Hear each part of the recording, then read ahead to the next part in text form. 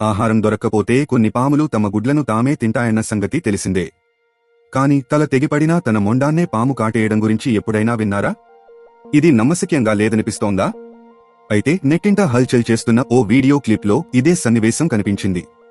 ఈ వీడియోకు ఏకంగా 18 మిలియన్ల వ్యూస్ వచ్చాయి.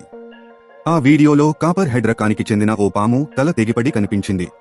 దీంతో దాని మొండెం గిలగిలా కొట్టుకుంటుండగా తల మాత్రం పక్కన చలనం లేకుండా పడి ఉంది. కాని ఎప్పుడైతే పాము తోక భాగం తలను తాకిందో అప్పుడు వెంటనే పాము తల ఒక్కసారిగా నోరు తెరిచింది. రెప్పపాటులో తోక భాగాన్ని కాటువేసింది. నోటితో అలా కరిచిపెట్టుకునే ఉంది.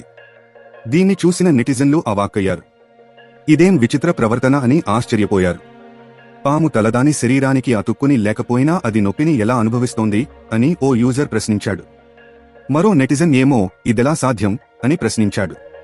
ఇంకొకరు దీన్ని స్వీయ విధ్వంసంగా అభివర్ణించగా మరొకరు దీన్ని బ్లూటూత్ నొప్పేమో అంటూ చమత్కరించాడు.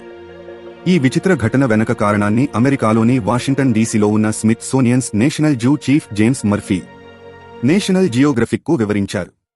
పాము తన తలను కోల్పోయే సమయానికి అది చనిపోయి ఉంటుంది. దాని శరీరంలోని మౌలిక పనితీరు పూర్తిగా నిలిచిపోతుంది. అయినప్పటికీ పాము శరీరంలో ఇంకా అసంకల్పిత చర్యలు కొనసాగుతాయి. తల తెగినా పాము కాటేయగలదు, విషాన్ని చొప్పించగలదు అని మర్ఫీ చెప్పారు. అలాగే ఈ అంశంపై యూనివర్సిటీ ఆఫ్ ఆర్కాన్సస్కు చెందిన బయోలజీ ప్రొఫెసర్ స్టీవెన్ బీపర్ ఓ వెబ్సైట్తో మాట్లాడారు. పాములు మరణించినా అసంకల్పిత చర్యలకు అవి పెట్టింది పేరు.